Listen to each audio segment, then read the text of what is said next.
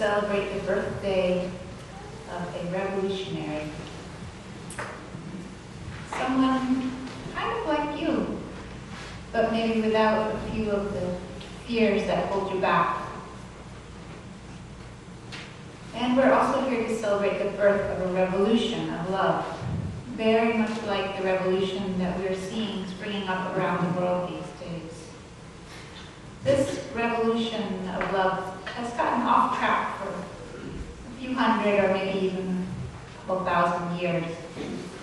But the time is right, actually, for this message to come back, circling around. The time is right for us to understand the deepest meaning of the teachings of this revolution.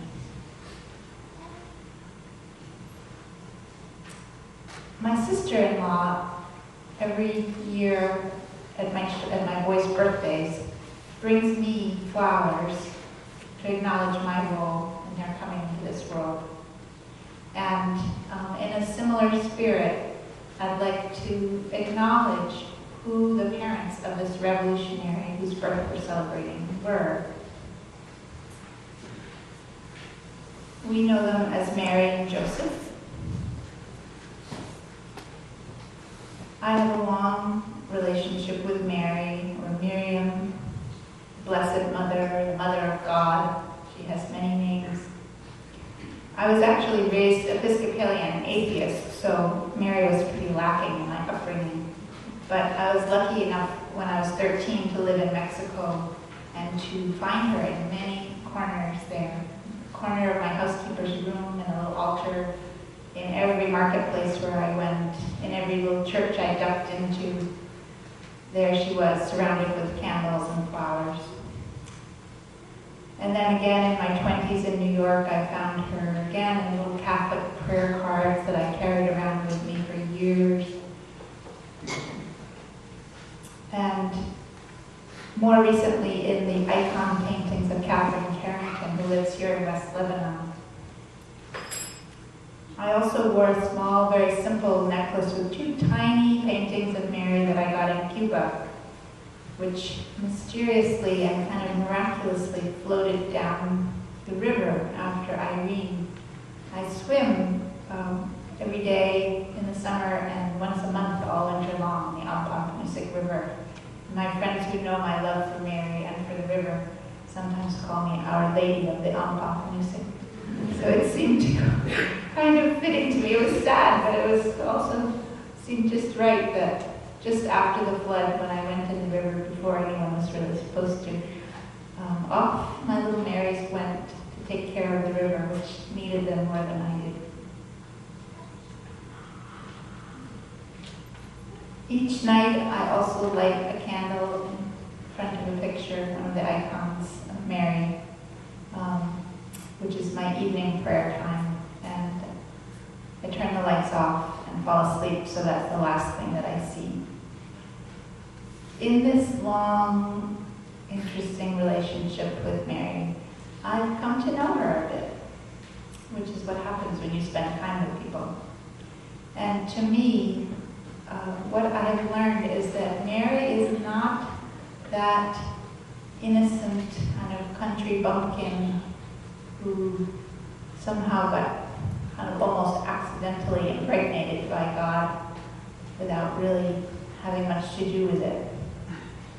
To me, she is someone who was in deep enough daily direct contact with the source that she was able to co-create directly with God. She was a woman who was centered enough and grounded enough, and mature enough, listening enough to be able to co-create directly with the source. God offered her a chance to do something. She thought about it and took it on. I just wonder, where are the places where, if we were in more daily contact with the source, what are those places where we would be recreating, co-creating with God? Creating that new creation that is talked about. As a parent, also, I'm fascinated with Mary. even if you don't take the virgin birth version of her, she's just the mother of this revolutionary. What was she doing? What was she doing to produce someone like Jesus?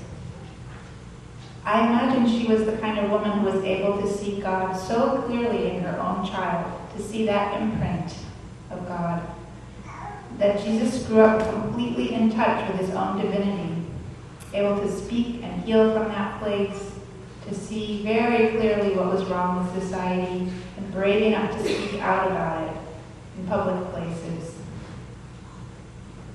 He was a true revolutionary. He was fearless, he was loving, he was able to talk down the devil in the wilderness, and he was able to see, like his mother was, that deep imprint of the source. He was able to see it in people who are living marginal lives, cast out, which we are also being asked to see now. So what kind of a mother was she that helped him to grow into that kind of a person? How did she interact with him when he was 1 or 2 or 3 or 4 or 14? How much freedom did she give him? And how much structure? We have a tremendous creative capacity here in this room. We all have enough wisdom and love that we could solve any problem if we put our minds and our hearts together. I invite you to think about yourselves as co-creators with the source. There's a poem by Rainer Maria Rilke that Daniel was kind enough to lend me for the evening. I think it's a piece of a poem. You must give birth to your images. They are the future waiting to be born. Fear not the strangeness you feel. The future must enter you long before it happens.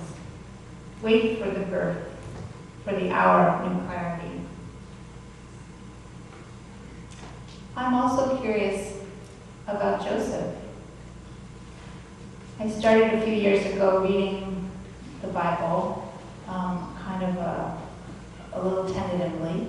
It seemed like a very uncool thing to be doing. I did not want anyone to know that I was doing this, not in Vermont. And I had a hard time with it because there was a lot of very masculine language in there that made me kind of uncomfortable. So I started experimenting with substituting she for all of the he's and mother for all of the fathers. And it made it much more interesting reading. I would recommend trying it out. It's very exciting with the Old Testament in particular. God is smiting everybody. And there's a passage in the New Testament that I came upon that said it was going to be the lineage of Jesus. And I thought, oh, finally, here, Mary's going to get her due. Now we're going to hear about her ancestors, and so-and-so begat so-and-so, and so-and-so begat so-and-so.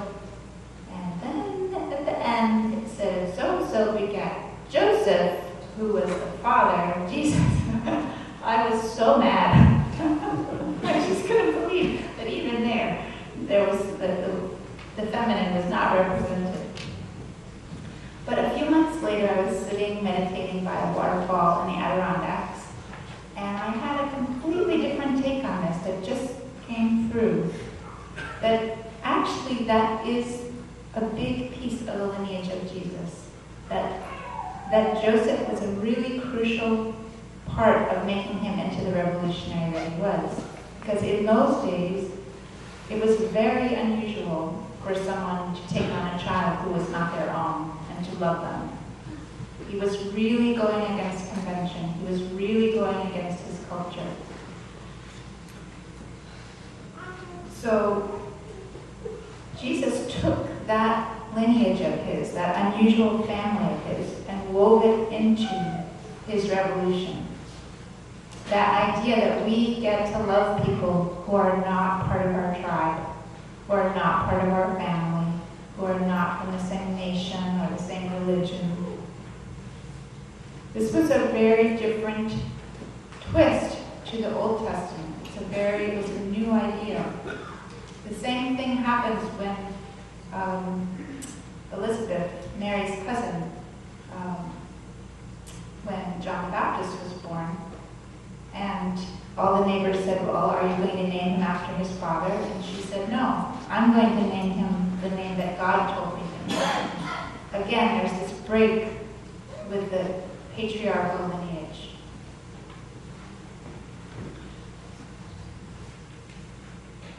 Our children don't actually belong to us.